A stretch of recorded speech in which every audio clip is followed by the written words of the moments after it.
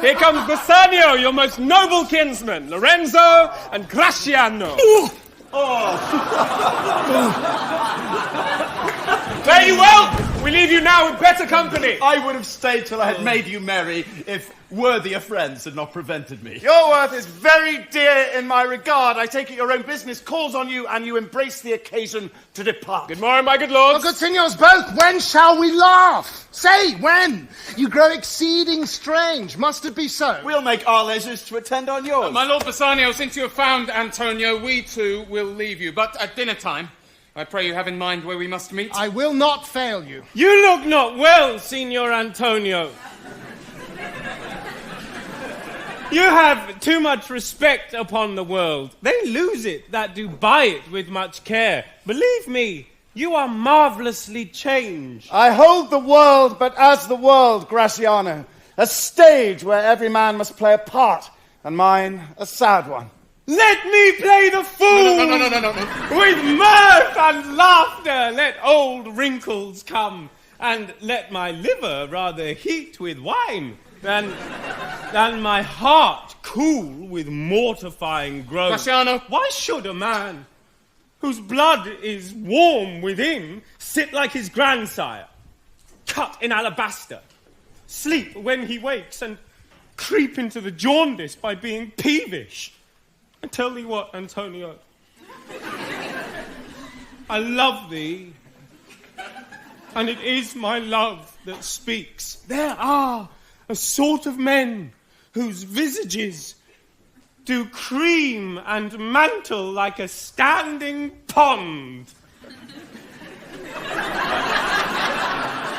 and do a willful stillness entertain, with purpose to be dressed in an opinion of wisdom, gravity, profound conceit, as who should say, I am, sir, an oracle, and when I ope my lips, let no dog bark. Gratiano. Oh, my...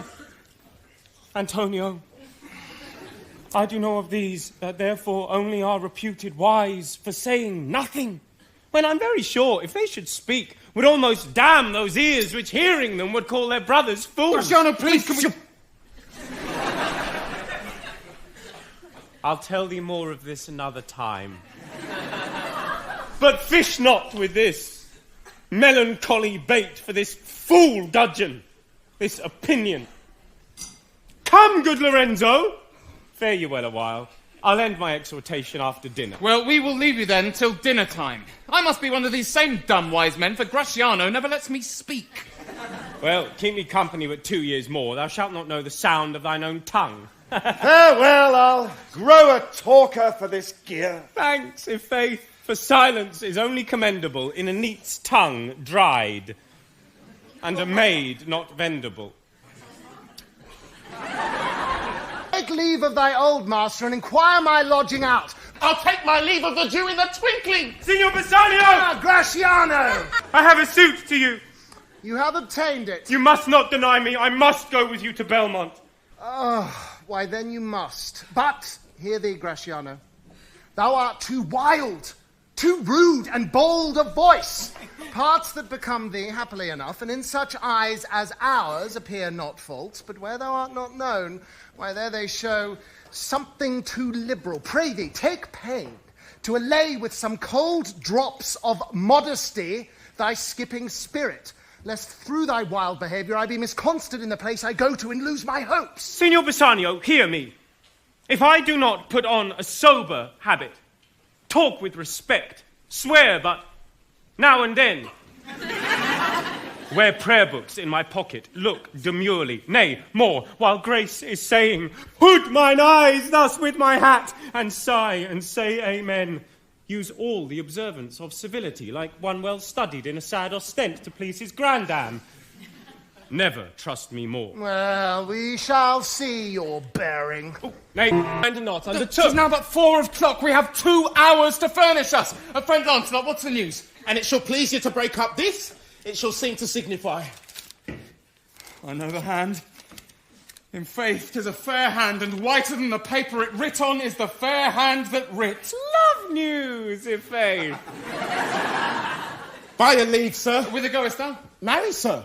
to bid my old master, the Jew, to sup tonight with my new master, the Christian. Oh, here, take this. Tell gentle Jessica I will not fail her. Speak it privately. Go. Not that letter from fair Jessica.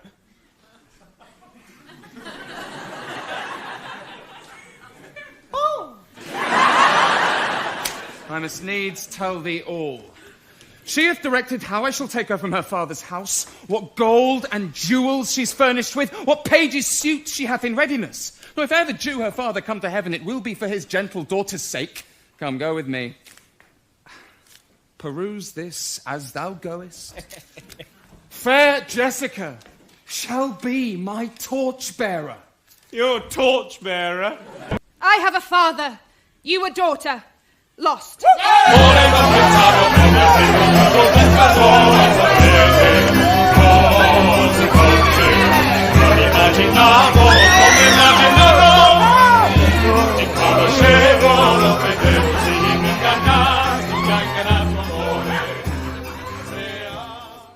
Oh, who's within? Who are you?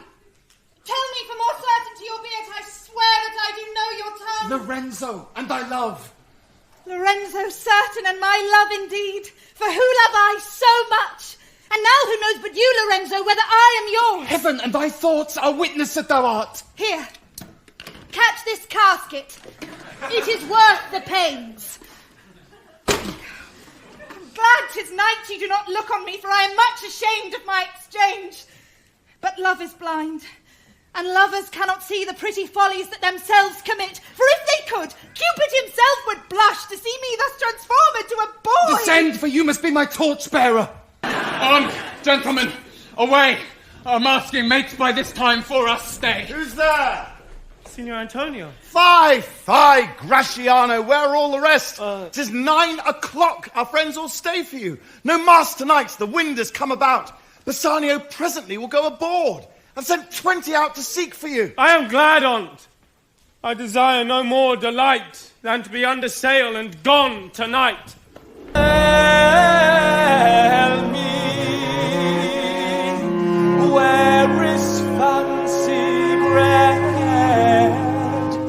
or in the heart or in the head? How begot, how nourished, reply. I pray you tarry. Pause a day or two before you hazard, for in choosing wrong I lose your company. Therefore forbear a while. There's something tells me, but it is not love. I would not lose you. And you know yourself, hate counsels not in such a quality. But lest you do not understand me well, and yet a maiden hath no tongue but thought, I would detain you here some month or two before you venture for me. Let me choose, for as I am, I live upon the rack. Upon the rack, Bassanio. But then, confess what treason there is mingled with your love. None but that ugly treason of mistrust, which makes me fear the enjoying of my love. There may as well be amity and life tween snow and fire as treason and my love. Aye, but I fear you speak upon the rack, where men enforced do speak anything. Well, promise me life, and I'll confess the truth. Well then, confess and live. Confess and love had been the very sum of my confession. Oh, happy torment, when my torturer doth teach me answers for deliverance. But let me to my fortune and the caskets. Away then. I am locked in one of them. If you do love me, you will find me out. Nerissa and the rest, stand all aloof. Let music sound while he doth make his choice. It is engendered in So may the outward shows be least themselves. The world is still deceived with ornament, In law, what plea so tainted and corrupt, but being seasoned with a gracious voice, obscures the show of evil? In religion, what damned error but some sober brow will bless it and approve it with a text, hiding the grossness with fair ornament? Therefore, thou gaudy gold, hard food for Midas, I will none of thee. Nor none of thee, thou pale and common drudge 'tween man and man, but thou meagre lead, which rather threatens than dost promise aught. Thy paleness moves me more than eloquence. And here choose I, joy be the consequence. How all the other passions fleet to air, as doubtful thoughts and rash embrace despair and shuddering fear and green-eyed jealousy. Oh, love, be moderate. Allay thy ecstasy. In measure reign thy joy, scant this excess. I feel too much, thy blessing make it less. For fear I surfeit. What find I here? Fair Portia's counterfeit. What demigod hath come so near creation, yet look how far the substance of my praise doth wrong this shadow in underprising it. So far this shadow doth limp behind the substance. Here's the scroll, the continent and summary of my fortune. You that choose not by the view, chance as fair and choose as true. Since this fortune falls to you, be content and seek no new. If you be well pleased with this, and hold your fortune for your bliss, turn you where your lady is, and claim her with a loving kiss. A gentle scroll.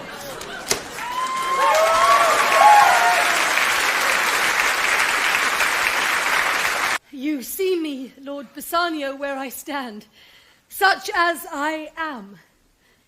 Though for myself alone I would not be ambitious in my wish to wish myself much better, yet for you I would be trebled 20 times myself. 1,000 times more fair, 10,000 times more rich, that only to stand high in your account I might in virtues, beauties, livings, friends exceed account. And even now, but now, this house, these servants, and this same myself are yours, my lords. Madam, you have bereft me of all words.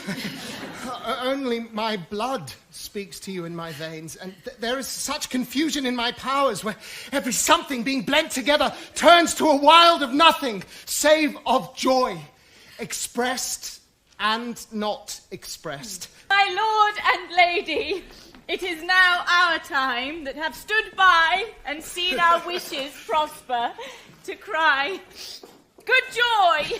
Good joy, my lord and lady! My lord Bassanio and my gentle lady, I wish you all the joy that you can wish, for I am sure you can wish none from me. And when your honours mean to solemnize the bargain of your faith, I do beseech you, even at that time I may be married too. With all my heart, so thou canst get a wife. I thank your lordship. You have got me one. My eyes, my lord, can look as swift as yours. You saw the mistress, I beheld the maid.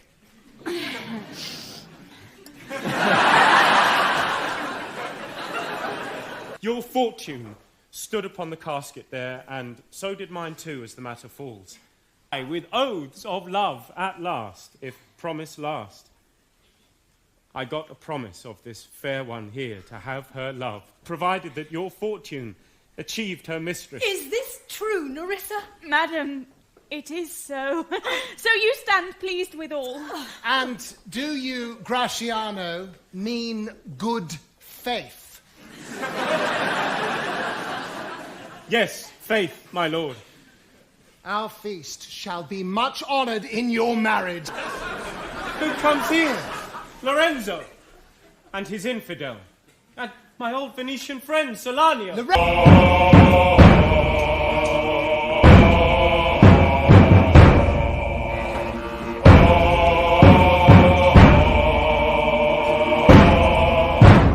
I have a wife who I protest I love.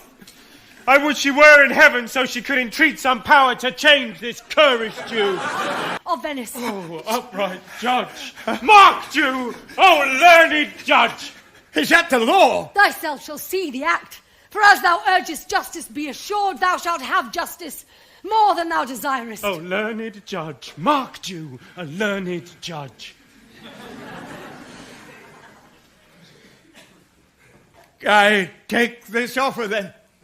Pay the bond price and let the Christian go. Here is the money. Soft! The Jew shall have all justice. Pay the money! No haste. The Jew shall have nothing but the penalty. Oh, Jew, an upright judge, a learned judge. Therefore, prepare thee to cut off the flesh. Shed thou no blood. Nor cut thou less nor more, but just a pound of flesh. If thou takest more or less than a just pound, be it but so much as make it light or heavy in the substance, or the division of the 20th part of one poor scruple. Nay, if the scale do turn but in the estimation of a hair, thou diest, and all thy goods are confiscate. A second Daniel, a Daniel Jew. Why doth the Jew pause? Take thy forfeiture. Give me my principal and let me go. I have it ready for thee. Here it is. He hath refused it in the open court. He shall have merely justice and his bond. A Daniel, still say I, a second Daniel. I thank thee, Jew, for teaching me that word. Beg that thou mayst have leave to hang thyself. A halter, gratis, nothing else, for God's sake. In christening shalt thou have 2 godfathers.